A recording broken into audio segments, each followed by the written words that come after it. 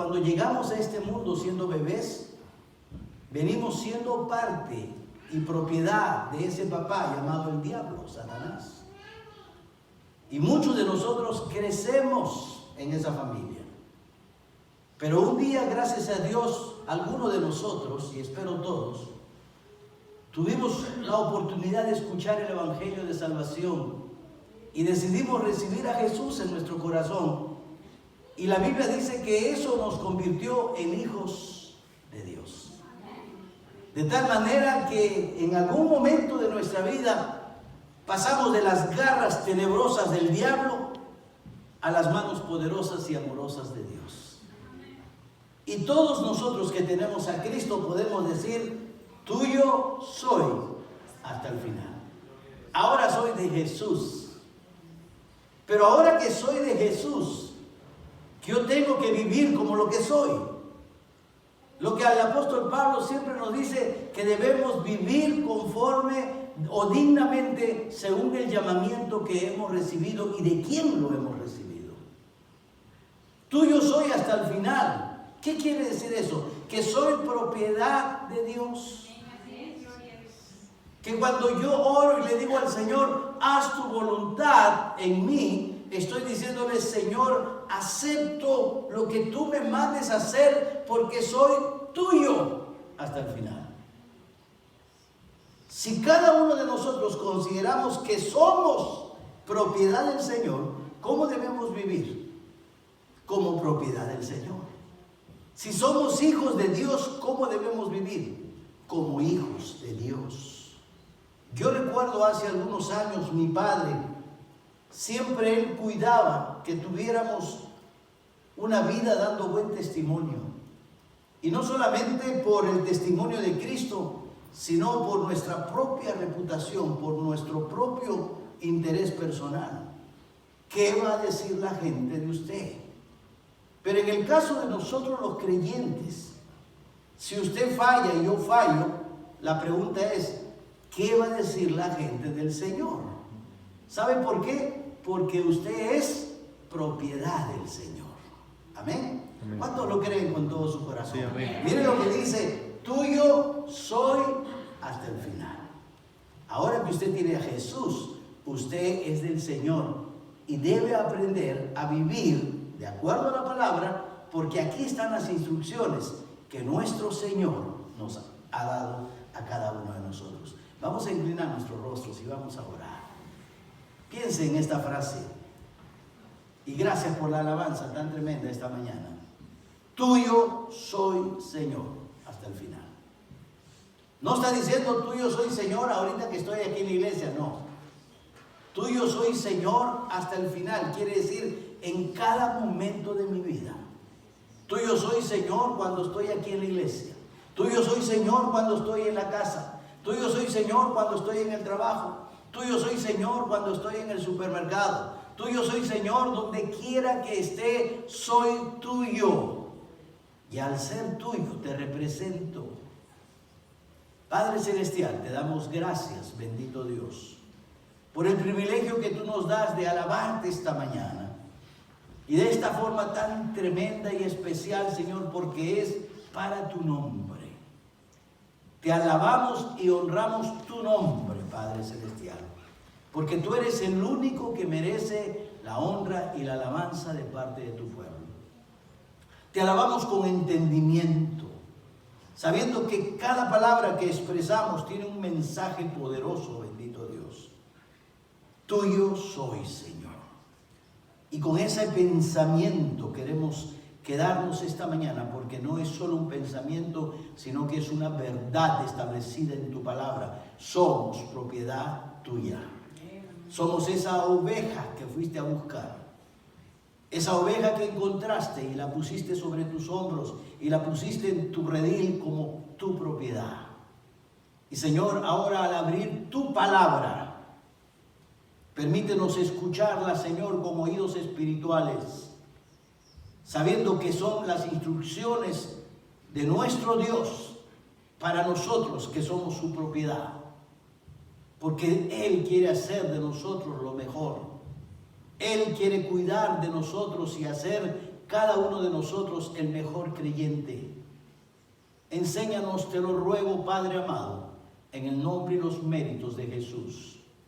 Amén, Señor. Amén. Tomemos asiento, hermanos, mientras nuestras hermanas y hermanos de la alabanza regresan a sus lugares. Gracias, hermanos. Vamos abriendo la palabra a la primera carta del apóstol Pablo a los Corintios. La iglesia de Corinto. Estamos en el capítulo 2 de la iglesia de la carta a los Corintios. Y es interesante mirar esta carta, porque es una carta dirigida a una iglesia como la de nosotros. Una iglesia que tenía una diversidad de problemas. Anoche conversando, alguien preguntó, ¿por qué es que muchas personas pasan por la iglesia Manantial y se van? ¿Y por qué algunos de los que están aquí se van? Porque no hemos entendido algo muy interesante, hermanos. No hemos aprendido, aunque lo hemos enseñado durante los últimos 20 años, no hemos aprendido cómo vivir como cristianos. No hemos entendido lo que significa ser propiedad de Dios. Muchos no han entendido acerca, no está el rótulo, pero nuestro mensaje esta mañana es relaciones cristianas. No relaciones cualquiera, no, relaciones cristianas. Cómo vivir una relación verdaderamente cristiana.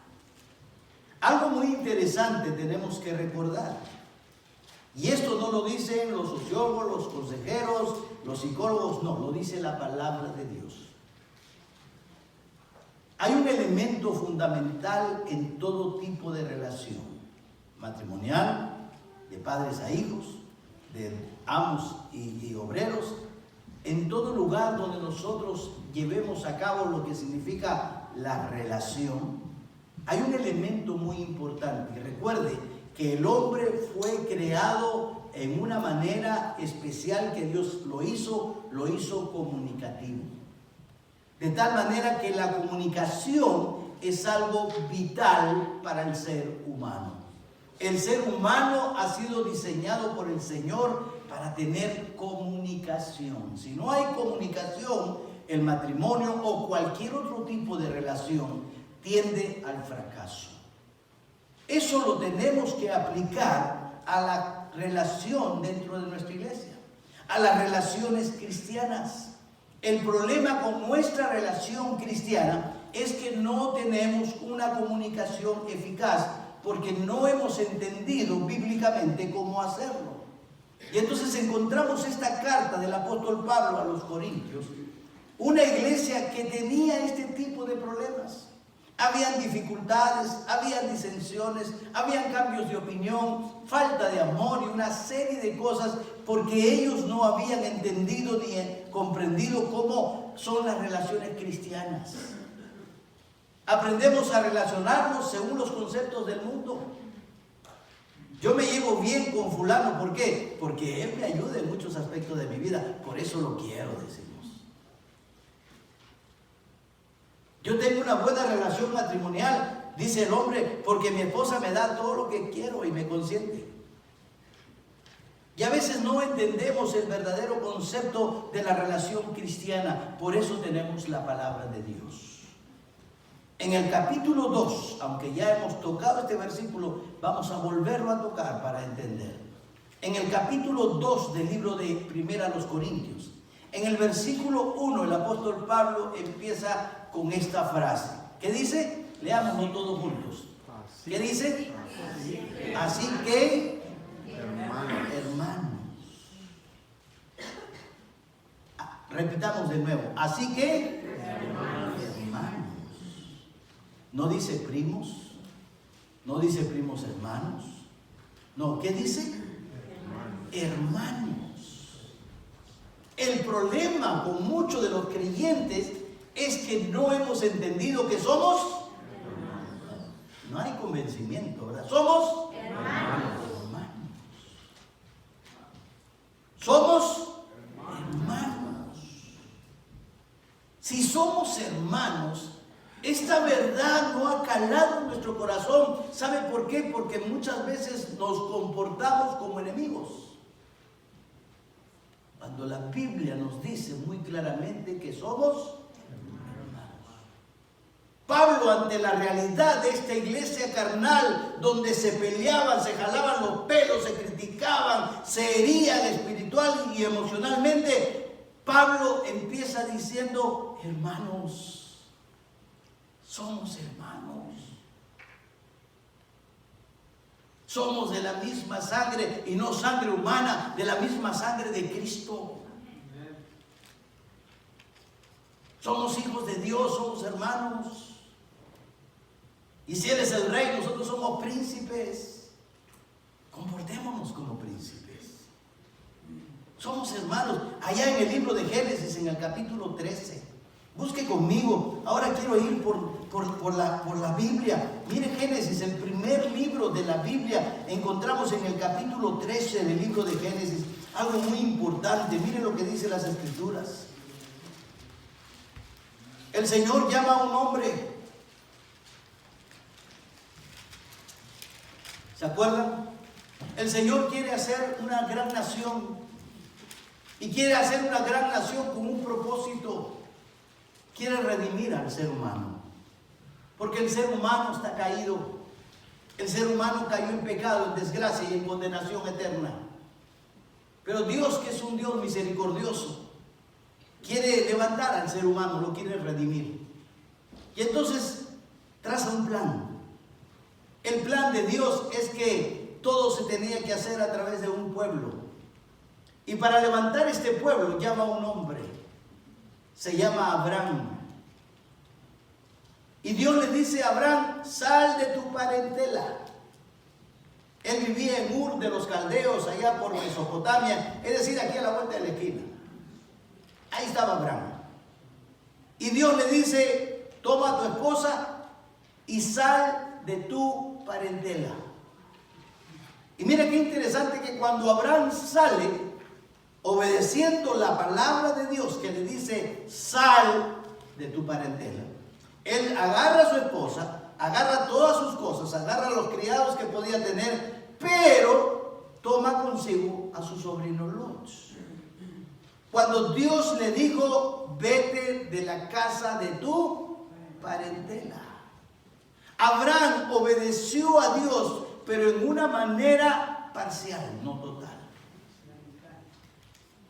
Mire, lo primero que tenemos que entender para tener una buena relación con los demás, tenemos que aprender a ser, ¿qué? Obedientes a Dios. Si no obedecemos a Dios, ¿y Dios cómo quiere que le obedezcamos? ¿Que le obedezcamos a medias? ¿Que le obedezcamos en un 99.9%?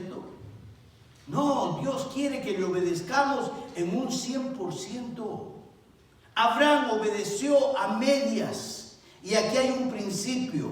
Una obediencia a medias es una desobediencia completa delante de Dios. Y aquí comenzaron los problemas.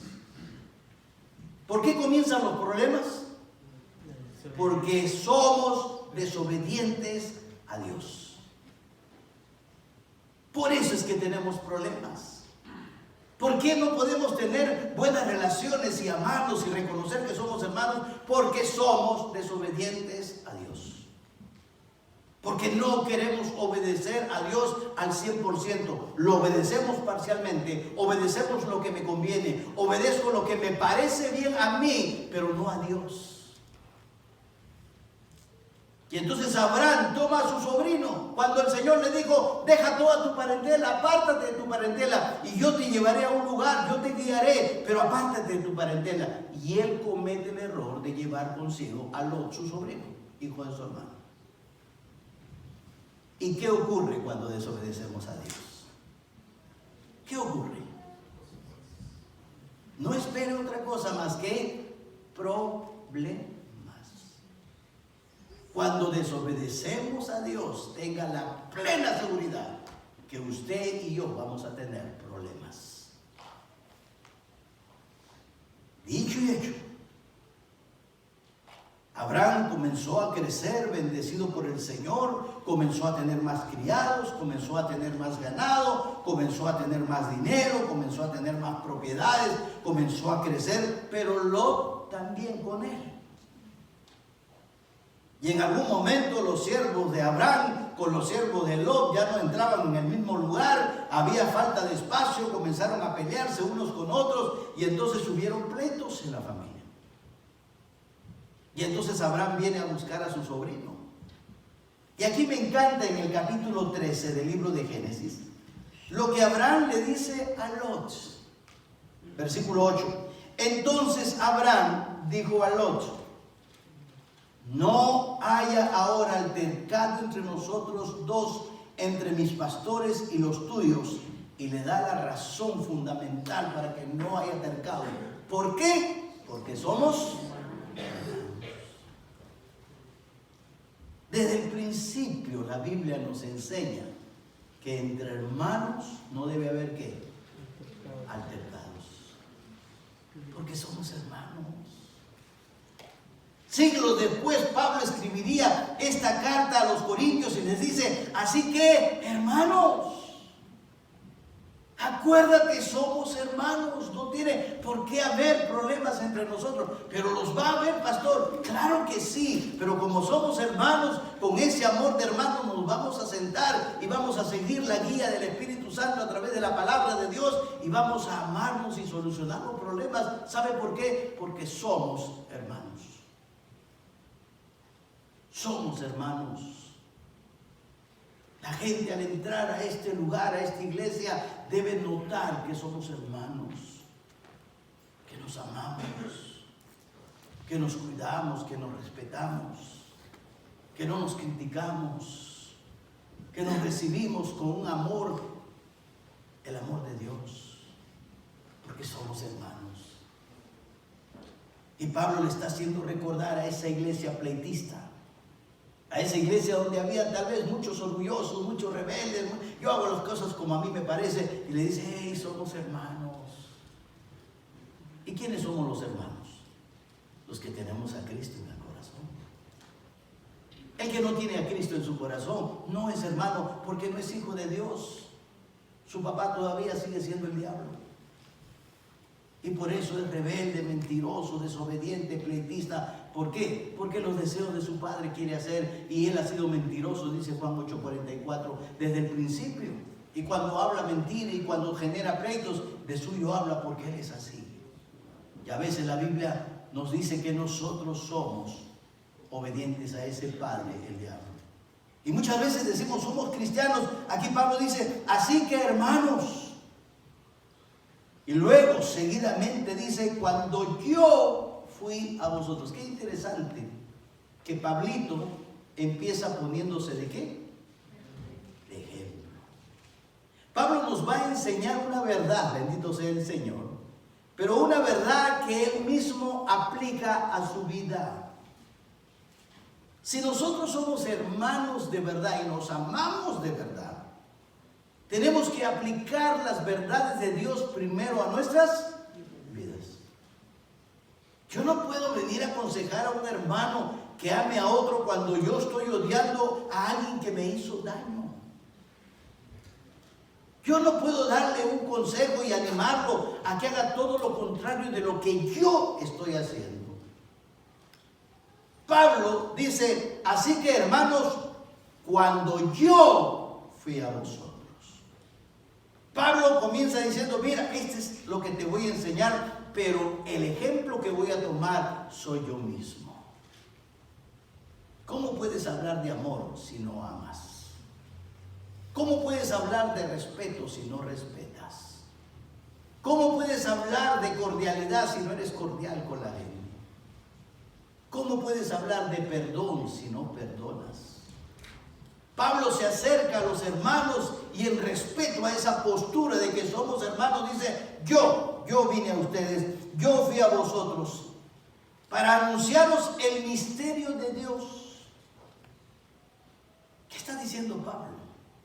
El consejo que Pablo nos va a dar no es un consejo humano, no es un consejo que está escrito en los libros con sabiduría humana, no. Es un consejo que viene de parte de Dios mismo. Es un misterio. Es algo espiritual. El problema del ser humano no es un problema económico, material, físico, no. El problema del ser humano no es un problema social, no. El problema del ser humano, incluyéndonos nosotros como humanos y cristianos, es un problema espiritual. Cuando yo vine a ustedes para hablarle de los misterios de Dios, para hablarle de lo espiritual, ¿sabe por qué? Porque el hombre está compuesto de espíritu, alma y cuerpo. Y tenemos una parte espiritual que tenemos que edificar. Y el mensaje que Dios tiene es no para tu cuerpo, no para tu alma, para tu espíritu. Eso que te relaciona con Dios. Cuando yo fui a vosotros para anunciaros el misterio de Dios. ¿Y qué es el misterio de Dios? Algo misterioso, que oculto, que no se puede saber, no. Es algo que estuvo oculto en el pasado a través de todo el Antiguo Testamento, pero que ahora el Señor lo ha revelado. ¿Cuál es ese misterio? Cristo se hizo hombre. Cristo se hizo hombre. Por eso siga leyendo, para anunciaros el misterio de Dios. No fui con excelencia de palabra o de sabiduría, porque me propuse, aquí está el misterio, no saber nada entre vosotros sino a Jesucristo y a Él crucificado. Esa es la verdad. Y por eso, si queremos tener buenas relaciones, tenemos que entender que Cristo Jesús debe ser el corazón de nuestra relación, el centro de nuestra comunicación, el eje central en nuestra vida. Si Cristo no es el centro, el eje en mi vida, no vamos a poder relacionarnos como hermanos que somos. Cristo tiene que ser el centro. Pregunto, ¿Cristo es el centro en su vida? O mejor dicho, toda su vida gira alrededor de Jesús y su sabiduría y sus enseñanzas. Está colocando a Cristo como el Rey, el Señor, el centro de su vida. Muchas veces decimos que somos cristianos, pero estamos enfocados más en otras cosas y cosas materiales, cuando Cristo tiene que ser el centro de la vida. Colosenses capítulo 3, un versículo que lo repetimos hasta el cansancio, usted ya lo sabe de memoria. Pablo dice: si pues habéis resucitado con Cristo, buscad las cosas de arriba, dice la Biblia. Si no buscamos a Jesús, si no dejamos que Jesús sea el eje, el centro de nuestra vida, nunca vamos a poder relacionarnos como hermanos.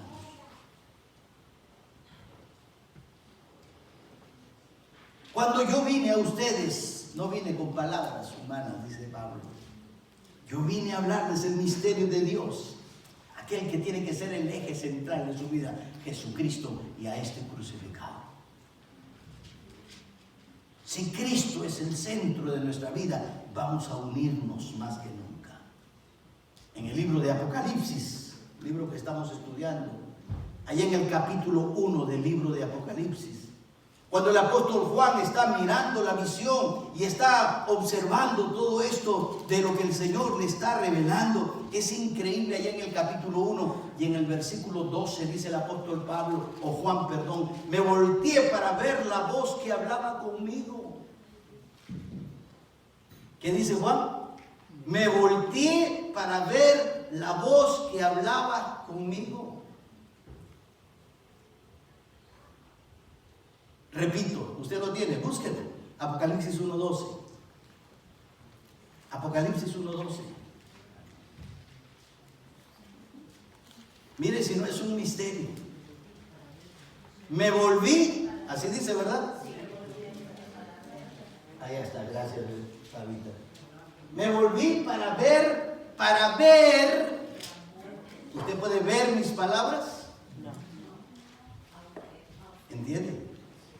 Si usted va al libro de Génesis en el capítulo 3,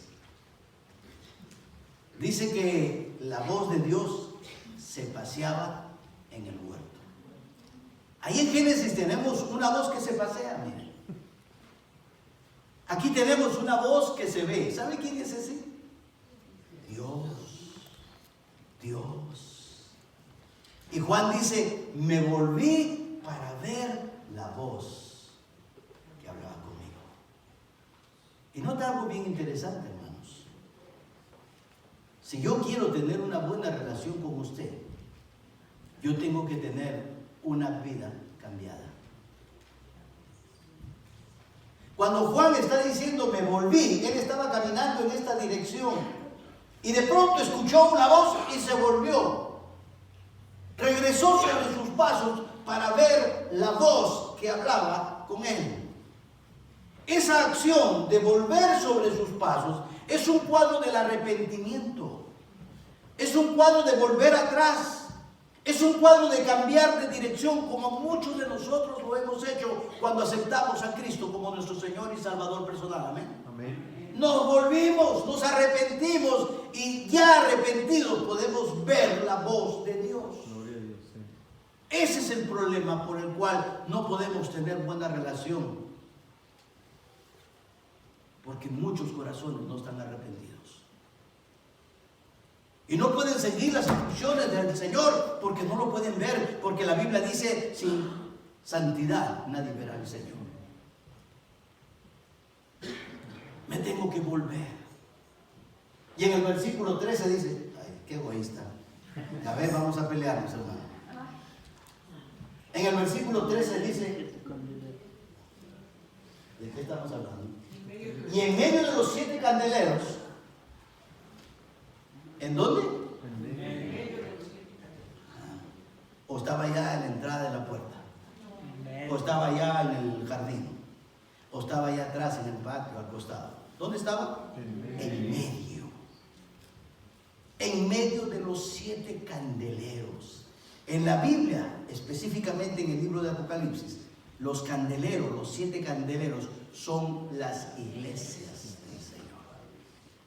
Las que irradian y tienen la responsabilidad de irradiar la luz de Cristo, por eso son candeleros. Y en medio de la iglesia, ¿quién está en medio? Cristo. Cristo. Aquí lo describe Juan, dice, uno semejante al Hijo del Hombre, Cristo, vestido de una ropa que llegaba hasta los pies por la autoridad, ceñido por el pecho con su cinto, de oro por supuesto, su realeza, su divinidad. ¿Quién está en el centro de la iglesia? Cristo. ¿Quién tiene que ser el centro de su vida? Dígalo fuerte. Cristo. ¿Quién tiene que ser el centro de su vida? Cristo. ¿Quién tiene que ser el eje central en su vida? Cristo. ¿Quién tiene que ser el centro, el núcleo sobre el cual gira toda su vida? Cristo. Cristo. Por eso es que Pablo dice, hermanos, yo vengo a ustedes no con palabras persuasivas de humana sabiduría, no. Yo no vengo a ustedes con conocimiento humano, no. Hay un sinnúmero de libros que usted puede comprar acerca de comportamiento, acerca de comunicaciones, acerca de cómo ganar una discusión mejor que el otro, acerca de cómo tener mejores argumentos. Pero aquí el apóstol Pablo dice, no hay argumento humano que valga. Yo solamente vengo a ustedes, hermanos amados, con un mensaje misterioso de parte de Dios, Cristo, y a este crucificado. Amén. El mensaje central para usted y para mí es Jesús. Gloria a Dios. Si Jesús no es el centro de nuestra vida, entonces no somos hermanos. Y esa es la razón por la cual muchas veces peleamos como perros y gatos, discutiéndonos, ofendiéndonos, teniendo celos unos de otros, porque el eje central no es Jesús. ¿Y quién era Pablo? ¿Usted cree que Pablo era cualquier persona? No. Pablo era un hombre muy, pero muy preparado. Y no quiero resaltar a Pablo antes que a Cristo, créanme. Pero humanamente hablando, Pablo, considerado por muchos estudiosos a través de los siglos como el mejor creyente de todas las épocas. Pablo escribió el 25% de todo lo que es el Nuevo Testamento. Pablo, un hombre tremendo, conocedor de las Escrituras, preparado en el Antiguo Testamento, y él mismo en alguna de sus cartas, como en el libro de Filipenses, por ejemplo, allá por el capítulo 3, da un testimonio de lo que es Pablo, conocedor de la ley. Y no solamente conocedor de la ley en forma teórica, sino como buen judío ortodoxo en una forma práctica. Graduado a los pies de Gamaliel, en la mejor universidad de su época. Semejante tipo que era Pablo, con autoridad y conocimiento. Pero ¿sabe? Pablo dice, no, yo no vengo a ustedes con toda esa palabrería de humana sabiduría, no. Yo vengo a ustedes predicándoles a Jesucristo y a este crucificado. Jesucristo es el centro. Jesucristo es quien va a unirnos. Y ¿sabe lo que va a unirnos? El hecho de saber que Él es crucificado. ¿Por qué? Porque para poder unirnos tenemos que morir. Y ese concepto no lo hemos aprendido todavía. Aprendemos la historia y aprendemos, oh sí, Cristo murió en la cruz del Calvario, pero el concepto de la cruz no lo entendemos. Y Pablo viene aquí en una forma sencilla, en una forma humilde, aunque es muy preparado, pero él considera que la enseñanza espiritual de parte de Dios es lo que nosotros necesitamos. ¿Para qué? Para provocar, para promocionar la unidad como un solo cuerpo. Porque esa unidad solo se puede conseguir a través de Cristo Jesús. Y aunque Pablo fundó la iglesia de Corinto, cuando él estuvo con ellos, él dice, yo solamente quiero hablar de Cristo. Aquí a veces entramos en debates, discusiones, y algunos por debates y discusiones se van de la iglesia. ¿Sabe qué? El centro principal es Cristo Jesús. Y tenemos que hacer como Pablo, hablar solamente de Cristo Jesús. Y no solamente de Cristo Jesús, sino de lo que éste hizo. ¿Y qué hizo Cristo Jesús? Llegó hasta la muerte, llegó a ser crucificado por ti y por mí. Ese es el ejemplo que nos une a usted y a mí. Porque amarnos como Cristo nos amó implica darnos como Él se dio. Amén. Sí. Y cuando no estamos dispuestos a amarnos así como hermanos, cuyo ejemplo es Jesucristo, entonces no vamos a tener buenas comunicaciones, no vamos a tener buenas relaciones. A veces queremos exponer y hablar y todo lo demás. ¿No es cierto que hablamos libremente siempre de las cosas que más nos gustan? ¿Verdad que sí?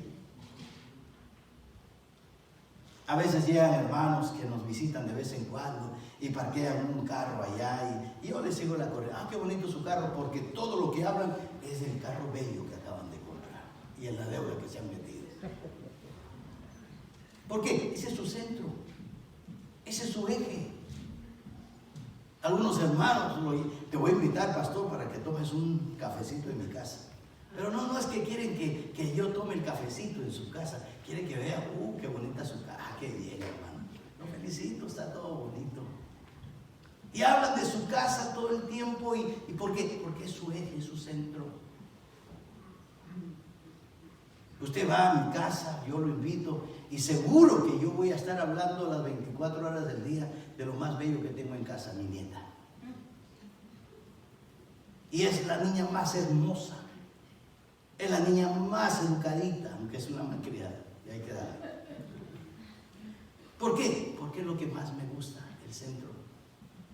Y así cada uno de nosotros hablamos de lo que más nos gusta, ¿verdad? Pero muy pocas veces hablamos de Jesús. ¿Sabe por qué? Porque no es nuestro centro. No es nuestro eje de equilibrio en nuestra vida espiritual. Y como no es el centro, no es lo importante en mi vida. Entonces, ¿qué estoy tratando de decir? Que siempre hablamos lo que para nosotros es importante. Y por eso Pablo viene y dice, no, yo no quiero hablar con palabras humanas, no. Yo quiero hablar de lo que es importante para mí. Y es importante para mí, se llama Jesucristo. y lo que Él hizo en la cruz del Calvario, murió por mis pecados. De ese quiero hablar. Y de ese sacrificio quiero hablar. Si no, pregúntenle a los abuelos, pregúntenle a los que siempre tenemos cosas importantes en nosotros. Porque la Biblia nos enseña que hablamos lo que tenemos en el corazón. Y note, hablando de las relaciones, lo que hablamos por lo que tenemos en el corazón produce dos cosas importantes, una de dos: o nos relaciona bien o nos separa. Cuando yo hablo de lo que tengo en el corazón, de repente una falsa doctrina, ¿qué va a acontecer? Va a haber un distanciamiento de algunos hermanos. Entonces, ¿de qué tengo que hablar? Para que estemos unidos. De lo que tengo en mi corazón. ¿Y qué tengo en mi corazón? A Cristo. Y a este crucificado. Y a este que murió por mí, se dio por mí. Y yo voy a seguir su ejemplo. Entonces, ¿podremos unirnos de esa manera? Claro que sí. No seremos polos opuestos, seremos juntos. Porque cuando hablamos de lo que tenemos en el corazón, eso nos desune o nos une. Usted escoja. Mire lo que dice el Señor Jesucristo en Mateo capítulo 12.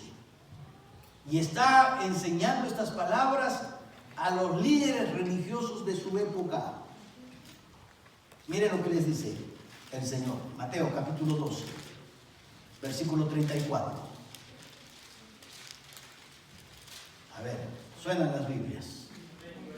Los más electrónicos tienen su celular. Modernos. Pero yo soy moderno y antiguo.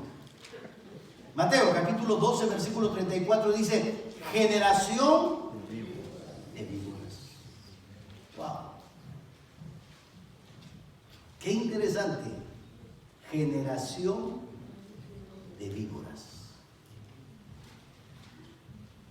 Muchas veces nosotros no le prestamos atención a las palabras de él. Ah, sí, el Señor dijo generación de víboras. ¿Qué está diciendo? ¿Que son unos cuantos hombres? No, es toda una descendencia que viene arrastrando esto. Es toda una generación que en algún momento tiene que ser parada, detenida. Si Cristo viniera en este momento, seguiría diciéndonos descendencia de víboras, generación de víboras. Preguntémonos. Quiere decir que seguimos con esto y lo arrastramos, y cuando llega Cristo, Él se da cuenta desde el Antiguo Testamento que estos hombres habían existido siempre, y por eso les dice: generación de víboras, ¿cómo podéis hablar lo bueno siendo malo? Hipócritas. Palabras rebuscadas, palabras bonitas, hablando lo bueno siendo malos. Y Cristo dice una verdad, dice: porque de la abundancia del corazón habla la boca. Por eso tenemos problemas en la iglesia. Porque si en su corazón no está Cristo, de la abundancia que usted tenga, rencor, malestar, odio, raíces de amargura, de eso va a hablar su boca. Pero si empezamos a entender que el eje central de nuestra vida es Jesús y este crucificado, entonces eso es lo que nos va a unir. Porque estaremos hablando de Jesús y de lo que Él hizo en la cruz y del modelo que es para nosotros. De la misma forma, nosotros tenemos que ser como Él. Lo que Cristo está diciendo es que tarde o temprano hablamos lo que tenemos en el corazón. Este es el mismo concepto que dice Pablo. Él está enseñando exactamente lo mismo. Y nos quiere exhortar a pensar que el Señor Jesucristo es la única base sobre la cual se debe establecer nuestras relaciones personales aquí en la iglesia. Y esas relaciones personales, siendo Cristo el eje de nuestra vida, va a permanecer eternamente porque tiene valores eternos. Y si Cristo no es el fundamento, entonces ¿qué hacemos? ¿Podremos estar establecidos, unidos? No.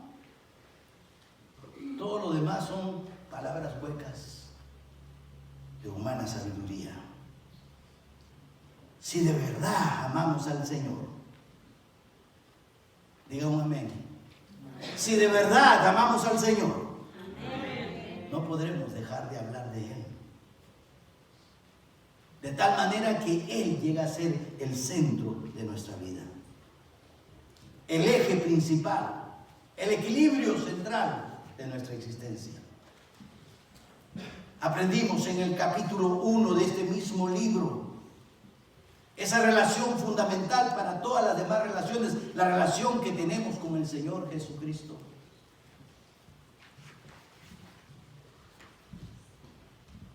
Si Cristo es nuestro amigo y Él está en nuestro corazón, aprendemos al mismo tiempo a ser amigos de los demás. ¿Verdad que sí? Si Cristo no es tu amigo, vives molesto todo el tiempo y todo el mundo es tu enemigo. Si Cristo no es el centro. ¿Por qué? Porque es Cristo quien va a poner en nosotros los valores eternos. Los valores que van a durar por la eternidad. El problema es que ninguna relación es duradera sin Cristo como el punto céntrico de la vida nuestra. Si Cristo no es el centro, nunca tendremos una relación. Hoy podemos decir que Cristo es el corazón de nuestra comunicación. Honestamente, ¿podemos decir que Jesús es el centro de nuestra comunicación? No. Porque a veces ni siquiera queremos comunicarnos entre nosotros. Porque Cristo no es el centro.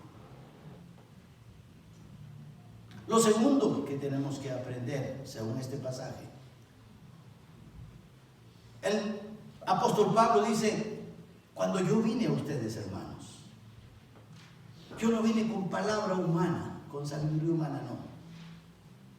Yo vine a hablar de Jesucristo y de algo importante que Él hizo, que al mismo tiempo requiere que usted y yo hagamos para poder relacionarnos juntos, este crucificado, dice.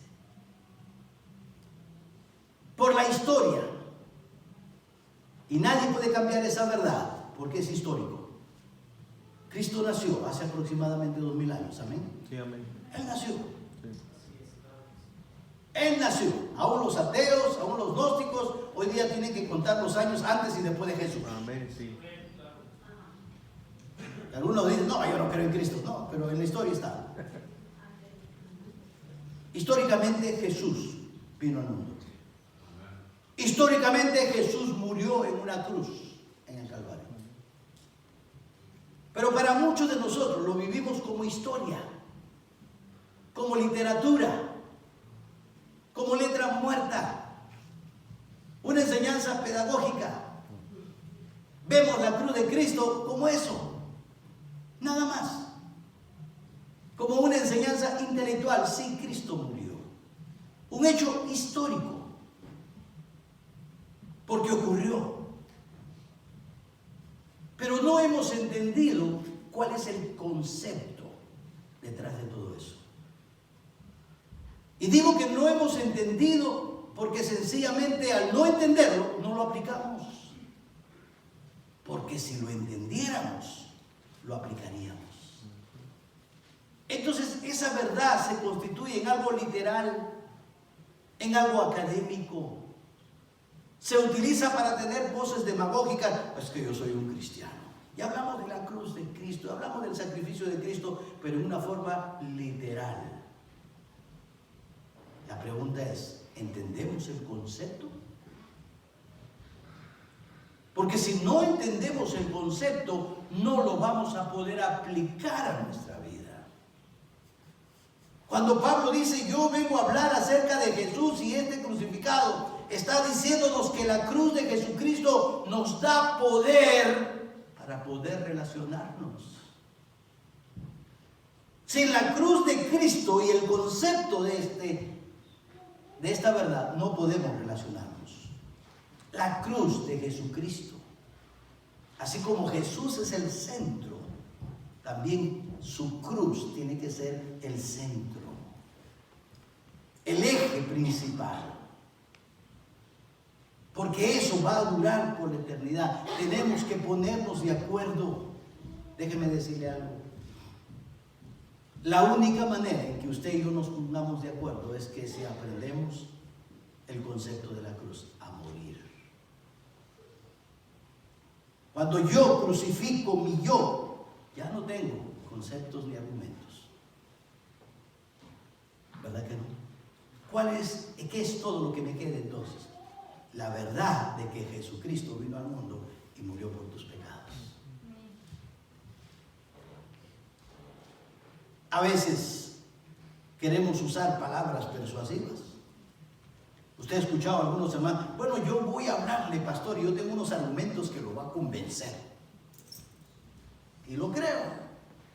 Pero también quiero que sepa que así como usted tiene palabras persuasivas, puede venir otro más persuasivo que usted y convencerle de todo lo contrario. Entonces las palabras persuasivas no me ayudan. ¿Qué es lo que me ayuda? La verdad de la cruz. Porque esa verdad sí es una verdad eterna. Y entonces cuando usted y yo caminamos en esa verdad, vemos lo que dice el libro de Amós capítulo 3 versículo 23, lanza una pregunta y dice, ¿andarán dos juntos si no estuviesen de acuerdo? Claro que no. Pero si yo uso la cruz de Cristo para matar mis argumentos, para matar mi yo, lo único que me queda es Cristo y este crucificado. Entonces usted tiene lo mismo, vamos a andar juntos. Dígame por lo menos, ¿no? Mira el versículo 2 nuevamente. Porque me propuse, ¿qué dice? No saber nada. Me propuse, es decir, trabajé duro, es decir, tomé una decisión. ¿Y qué decisión tomó Pablo? Me propuse no saber nada. ¿Quién es el que no sabe nada? ¿Un muerto sabe algo?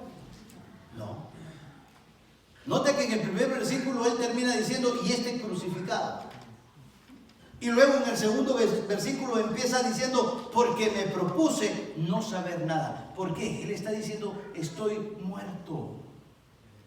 No tengo argumentos. Me propuse no saber nada entre vosotros. ¿Qué tenemos que hacer al usar el concepto de la cruz? Morir.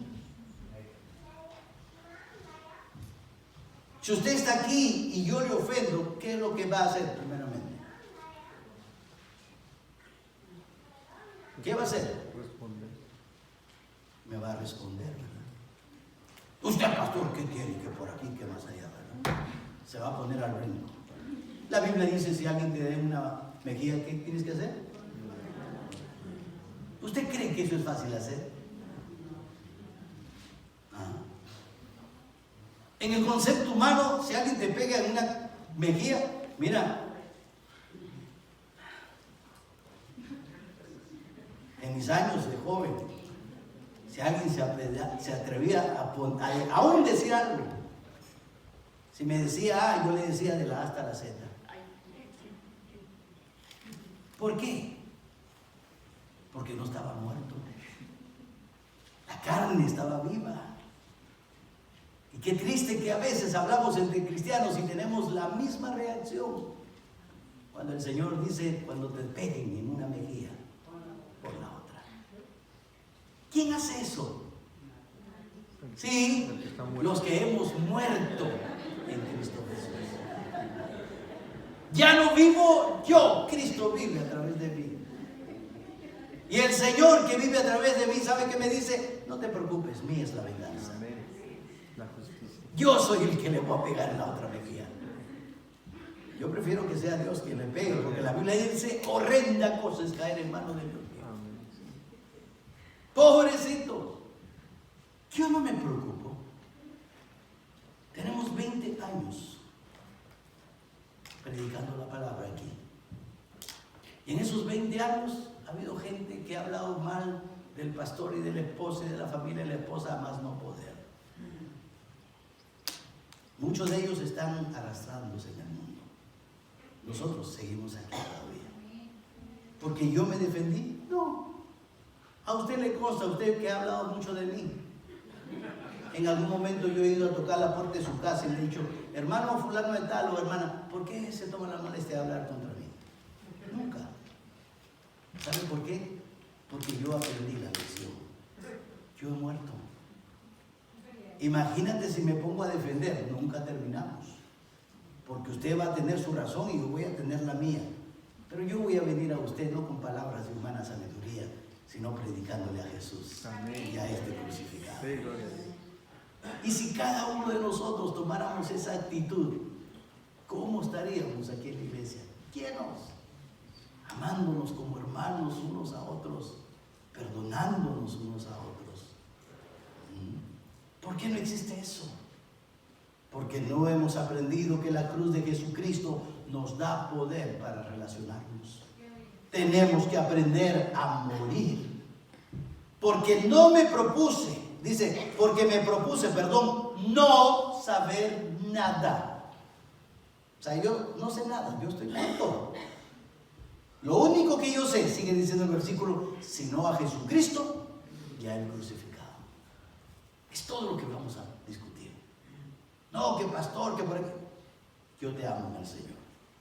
Y lo único que vamos a discutir es que Jesucristo vino al mundo y murió por tus pecados y los míos. Y te amo. Qué inteligente Pablo. Recuerde, no se trata de la historia de la crucifixión, no, se trata del concepto de la cruz. Porque hay una naturaleza pecaminosa en nuestro corazón que reside dentro de nuestro cuerpo físico que tiene que ser crucificada. Porque si no crucificamos esa naturaleza pecaminosa, siempre va a resaltar. El apóstol Pablo en Romanos capítulo 7 nos escribe y dice, yo quiero hacer lo bueno y no puedo. Porque queriendo hacer lo bueno no lo hago. Porque veo una ley en mis miembros que me lleva cautivo a la ley del pecado. Miserable de mí, dice Pablo. No puedo hacer el bien que quiero. ¿Sabe por qué dice Pablo eso? Porque él está hablando de su carne, de su naturaleza. Somos pecadores. Y al final de este pasaje de Romanos 7, Pablo dice, después de decir que es un miserable, dice, gracias doy a Dios por Jesucristo. La solución es Cristo. La solución es Cristo y este crucificado. Porque Él nos va a enseñar a crucificarnos usted y yo. Porque cuando entendemos este concepto de la crucifixión, vamos a mirar los efectos que causa en nosotros esta verdad. Comenzamos a ser personas transformadas. ¿No es que hemos muerto? Comenzamos a ser personas diferentes porque nuestra carne, nuestra naturaleza, esa llena de pecado, ha muerto. Esa naturaleza que nos llevaba a tirar una bofetada a cualquiera o a ofenderle con alguna palabra porque yo tengo que defenderme, esa naturaleza comienza a morir poco a poco para empezar a crecer la naturaleza espiritual del Cristo crucificado en mi corazón. Ese Cristo que ama a pesar de todo. Ese Cristo que está dispuesto a perdonar a pesar de los golpes y escupitazos en su rostro. Ese Cristo que está diciendo, Padre, perdónalos, no saben lo que hacen. Ese es el Cristo que tiene que estar en su corazón. Y mientras que usted no aprenda a dejar que ese Cristo crucificado haga en su vida un cambio, una transformación, siempre tendremos problemas en la casa de Dios. Y siempre miraremos gente llegando y después yéndose, por falta de que nos amemos unos a otros. Nunca olvidemos, hermanos, que nosotros ya no tenemos vida propia. Nosotros hemos recibido la vida de Cristo Jesús. Nosotros tenemos que entender que cuando Cristo murió literalmente en ese punto de la historia para pagar por el precio de nuestros pecados, en ese momento los que tenemos a Cristo morimos con Él. Por eso Gálatas 2:20 dice: con Cristo estoy juntamente crucificado. Si tú y yo no aprendemos a morir cada día, siempre vamos a tener problemas. Imagínense el apóstol Pablo,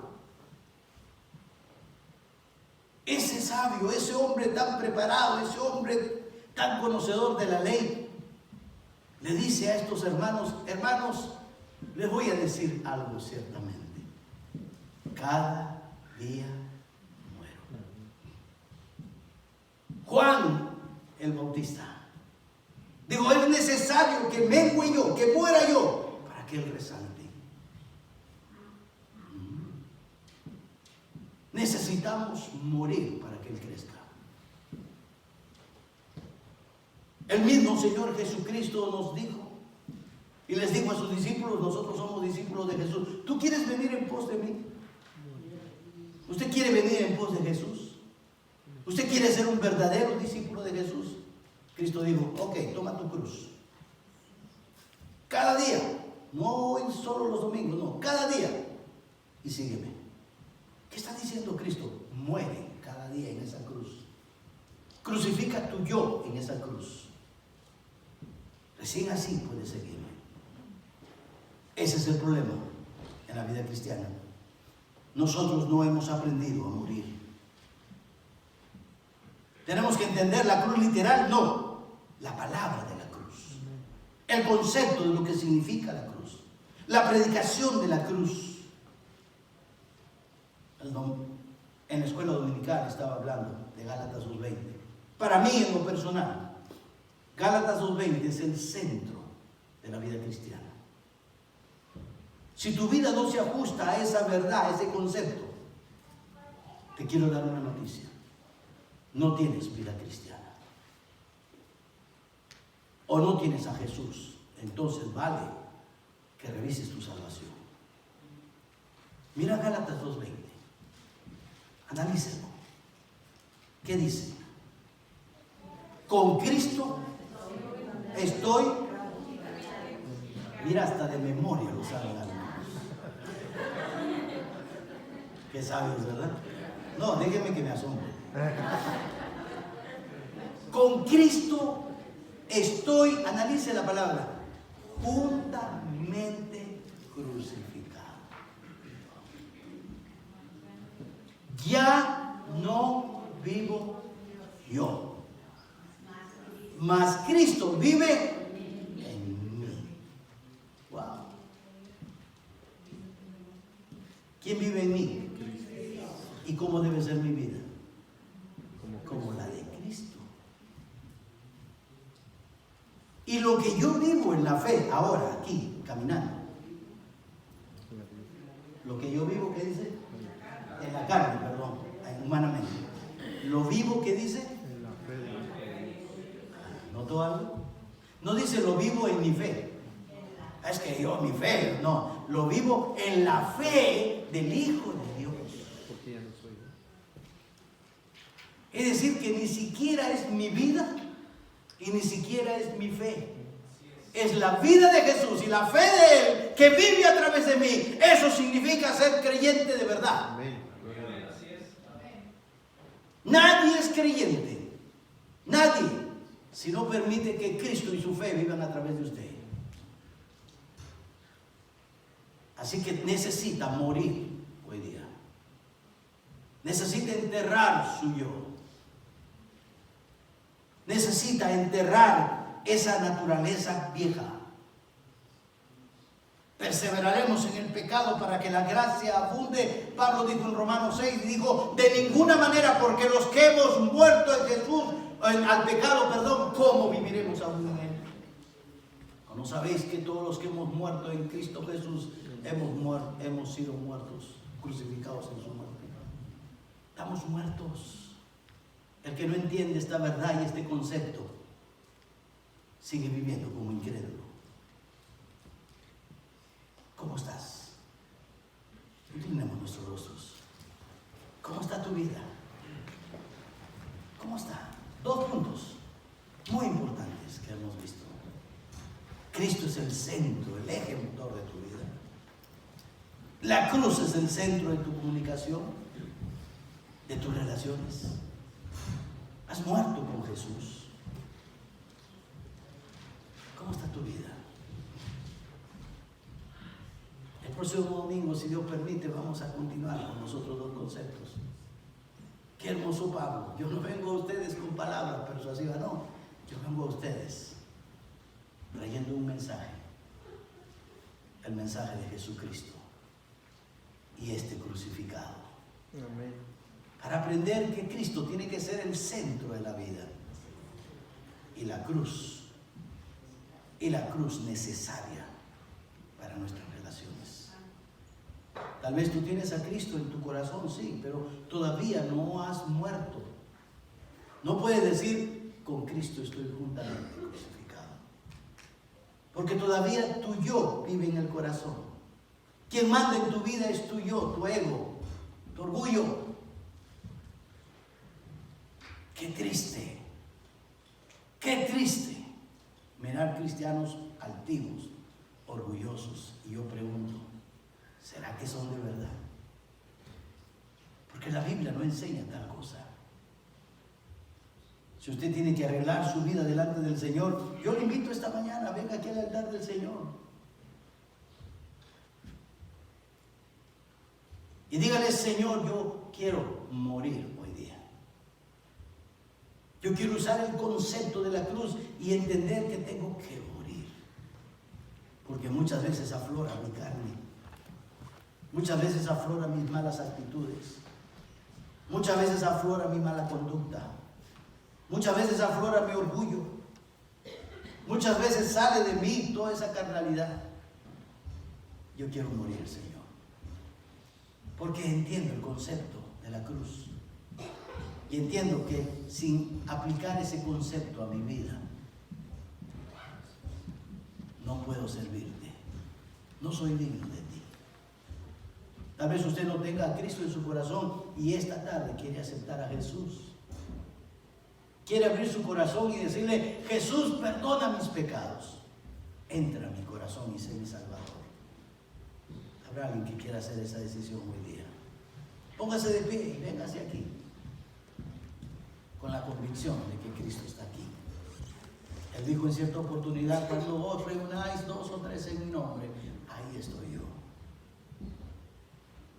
Ahí estoy yo. ¿Cómo está su vida, hermano? ¿Cómo está? ¿Está viviendo con Cristo? ¿O está viviendo contra Cristo? ¿Su vida es una confirmación de que de verdad Cristo vive en su corazón? ¿O su vida es una contradicción? Porque usted es una persona profesante nada más, sin Cristo como el centro de su vida. ¿Cómo vive su vida cristiana? Como dice Gálatas 2:20, con Cristo estoy juntamente crucificado. Ya no vivo yo, tan claro como eso, mas Cristo vive en mí. Vamos a orar en unos instantes. Pero recuerde, es tiempo de ponerse a cuentas con Dios. Yo amo mi iglesia. Yo amo la iglesia del Señor. Pero necesitamos unirnos para trabajar juntos. Y la única manera es poniendo a Jesús como el centro de nuestra vida. y el concepto de su cruz, de vivir cada día para poder avanzar. Señor y Padre, gracias por tus hijos aquí en el altar, Señor. Gracias por tu palabra. Perdona todos y cada uno de nuestros pecados. Ayúdanos, Señor amado, a vivir conforme tu palabra. Que sea Jesús el motivo de nuestras conversaciones. Que ya no usemos palabras vagas y dificultades, conceptos, nuestros propios conceptos, nuestras propias defensas. No, Señor. Que solo hablemos de Jesucristo y este crucificado. Y Padre Celestial, que entendamos lo que significa verdaderamente estar crucificado con Cristo. Morir en nuestro ego, morir a nuestro orgullo, morir a nuestros deseos, morir a nuestras opiniones, morir a yo, para que seas tú quien resalte a través de mí. Padre, bendice tu iglesia y ayúdanos cada momento, Señor. Por aquellos que están delicados de salud y no pudieron venir, o múltiples razones no están aquí, donde quiera que estén, Señor, bendígalos. Llénalos de tu paz y tu bendición. Y que puedan sentir, Señor, que nosotros como hermanos les amamos. Bendícelos, Padre, te lo ruego. Dios amado, bendice lo que resta de este servicio. Te lo suplico y te doy gracias en el nombre de Jesús. Amén, Señor. Amén. Tomen asiento.